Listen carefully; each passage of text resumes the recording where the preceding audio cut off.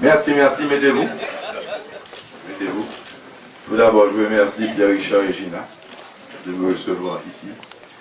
Je remercie l'assistance, je remercie la presse, les amis. Je vois tellement de visages que je connais. Je vous dis merci, merci de m'accorder ces quelques minutes pour essayer de comprendre exactement où ensemble on pourrait aller, ou du moins où j'aimerais vous accompagner. Les mondes de la presse, mettez-vous un peu à côté, en sorte que le public puisse communiquer avec moi. Pour ceux qui ne me connaissent pas, je suis Michel Joseph Martelly, fils de Gérard Martelly, qui lui-même était fils de cultivateur, originaire des Côtes de Fer. Donc mon père est justement de la paysannerie. Ma mère, par contre, est la fille de Candio de Bradine, célèbre troubadour, qui, je crois, aurait renversé le président Borno avec sa musique.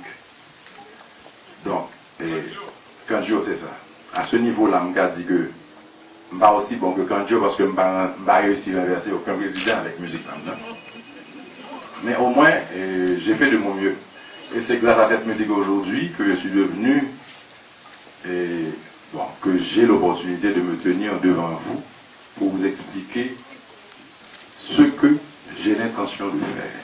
Merci encore pour votre temps. Vous m'avez connu comme Sweet Mickey et à plusieurs reprises on a voulu me critiquer pour ce que je vendais.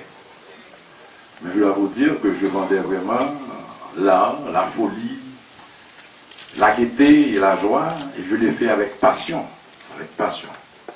Et je ne regrette pas, malgré que plusieurs d'entre vous aient été déçus par un moment. Je dirais tout simplement que pour ceux qui ont mal compris, que déjà à travers Sweet Mickey, il y a quelque chose qui pointait. Parce que pouvoir gérer un succès pendant 22 ans, c'est pas évident. J'ai quand même fait preuve de discipline, de constance, de détermination, de savoir-faire, puisque Jazz la classe, au moins 2 ou 3 fois, on a recommencé, nous refrappé encore. Et même au niveau des lyriques, pour mon qui t'a suivre, il y a quelque chose de sérieux qui pointait déjà, puisque c'est bien moi qui ai chanté Maya du riz, produit de luxe dans nos pays. Ça, c'est un problème social que nous avons abordé déjà. C'est moi qui ai dénoncé l'État Père t'a volé du rire, mais du rire. Moi, bien ça, nous tout tape danser. Nous tape pas en bas, c'est eux, nous va trouver ça. C'est ça que je dis maintenant.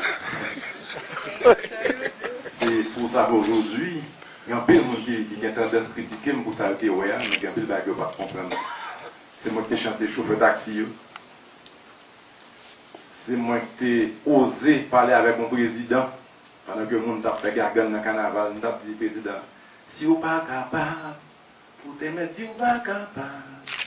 Chaque jour passé, c'est misère, mon cap augmenté.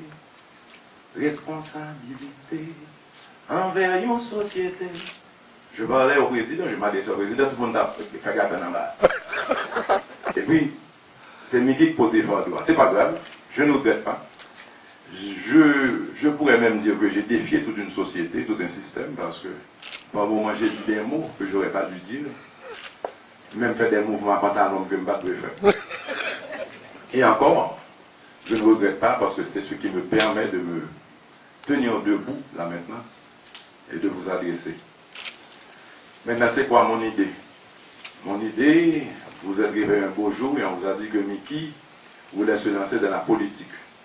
Je dois vous dire que mes 22 ans de carrière m'ont permis de vivre en proximité avec la population, la majorité de la population, qu'il s'agisse de ça, des moulins ou mon en bas, un système, un concept que nous allons éliminer à travers l'État de Michel Martelly, le gouvernement de Michel Martelly. Donc j'ai pu vivre avec eux en proximité et parallèlement, pendant 17 ans, j'étais impliqué dans des œuvres sociaux puisque à travers un mouvement familial que Sophia, mon épouse, a déclenché. Qui j'ai déclenché, ma jambe le 24 décembre, ce qui était devoir voyager. Donc Sophia a commencé à faire la mangeaille, collecter des vêtements, tout ça, le 24 décembre. Olivier, qui à l'époque, avec 4 ou 5 ans, c'était qu'on a pété. Donc on a développé cette culture chez nous, qui plus tard a donné naissance à la fondation Rosé Blanc, une fondation relativement jeune. Donc je dois vous dire que ça fait quelque temps qu'on est impliqué. Et une expérience que nous faisons dans la fondation, c'est que l'année passée, en 2009, il y a une organisation qui s'appelle Peer Africa, qui a travaillé avec Nelson Mandela en Afrique du Sud, qui a converti des villages verts, des bidonvilles plutôt, en villages verts. Ils sont arrivés à Port-au-Prince et ils m'ont offert 3000 maisons. Ils ont offert nous 3000 cahiers. Donc moi-même, j'ai rencontré Mme Pierre-Louis, qui était première ministre à l'époque, et on lui a demandé des terrains de l'État pour pouvoir justement donner ces maisons à la population. Bon, ça n'a jamais marché. Et au lendemain du 12 janvier, ce même groupe est revenu en Haïti et ils nous ont proposé 30 000 maisons. 30 000 maisons pour reloger ceux qui ont été frappés par le séisme. Donc j'ai contacté mon vieil ami et cousin Jean-Max Bellerive, actuel Premier ministre, et jusqu'à aujourd'hui, on n'arrive pas à trouver ces terrains de l'État. Donc je pense qu'il y a mauvaise foi du côté de l'État. Mauvaise foi, ils ne sont pas bien intentionnés. Donc j'ai décidé de me mettre debout et de dire assez, assez, il faut que tout ça change. Il faut que tout ça change. Je n'ai pas le pouvoir de le faire seul. Je ne suis rien. Il y a un système qui est établi, qui empêche au pays d'avancer, qui empêche à la population d'avoir accès à l'éducation, à la santé. On n'a pas un programme agricole, notre paysannerie est délaissée. On ne profite pas de notre industrie touristique. La plupart des pays amis, tous les pays dans la zone, dans les Caraïbes, le soleil là seulement sont pas de l'argent pour eux. La mer sont pas de l'argent. Pour nous, rien ne va. Je pense que le problème,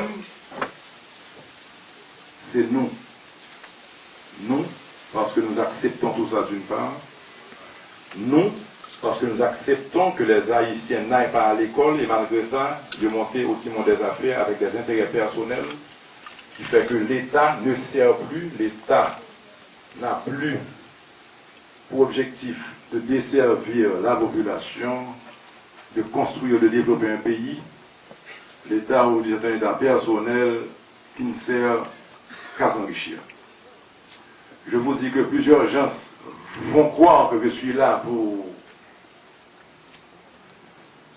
pour gagner quelques fautes ou bien pour demander un support financier. Je vous dis tout d'abord que vous vous trompez, je ne suis pas là pour ça. Je suis plutôt là pour vous motiver à changer tout ça. Ça n'a rien à voir, ce mouvement n'a rien à voir avec Michel Martelly.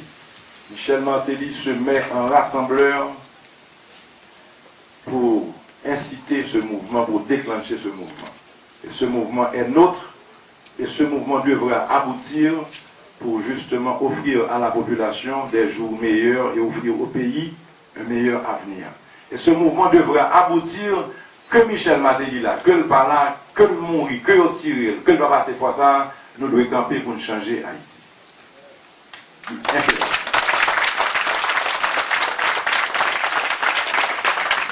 Aujourd'hui, je pourrais vous parler des problèmes du pays, même pas quoi nécessaire. Parce que tout le monde a un problème du pays, et sinon, pour un petit monde 5 ans là, quand ici à nous mettre en Haïti, je abandonne tout problème du pays. Parce que je suis appris écrivain, la point Xbox pour la connecter, nous n'avons pas de courant. Je suis dit, what's wrong with your country? Okay. Maman a dit, hey Timiki, go get your shower. Là, je suis arrivé dans un gros bouquet, pas de l'eau chaude, pas de rien. What's wrong with your country? Petit monde 5 ans. Il vient sortir pour l'aller dans le parc, et puis le son baguette, mieux c'est sécurité, fait noir. What's wrong with your country? Donc, tout le monde a un problème à Haïti. On doit parler des solutions plutôt. On doit parler des solutions. Maintenant, vous allez avoir des quantités de candidats qui vont défiler devant vous et qui vont s'attendre à ce que vous les votiez. Okay? M. Walvin m'a un bel discours, bel plan. C'est pour ça que, quoique j'ai un plan, mon plan, mais contrairement à ce que Barack Obama disait 2 semaines de ça, puisque 2 semaines de ça, on était dans un dîner Black Caucus là, avec le président américain qui disait It's more about the plan than it is about the man. It's about the plan. Moi, on ça Barack dit très bien parce que les États-Unis sont un pays qui a une structure, qui a marché. Un président pas apparaître pour craser la structure des États-Unis. Donc, vous besoin d'un président bon plan vraiment. It's more about the plan.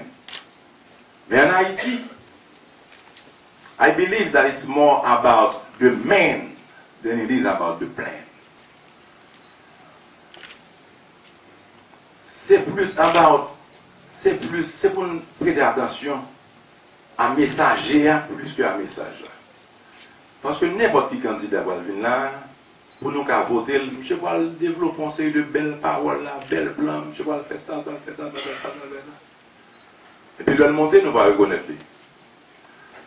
Donc, ce que je suggère cette fois-ci, c'est que, au lieu de nous des plans identifiés dans 19 candidats, prends profil chaque, identifier pour qui est-ce qui semble un bluffeur. Qui est-ce qui semblait que le remet Haïti? Qui est-ce qui était dans l'État déjà pas rien? Qui est-ce qui semblait le la pour pas peur monde? Parce que pas le bon pour là pour changer le système. Le système, ça a son plan.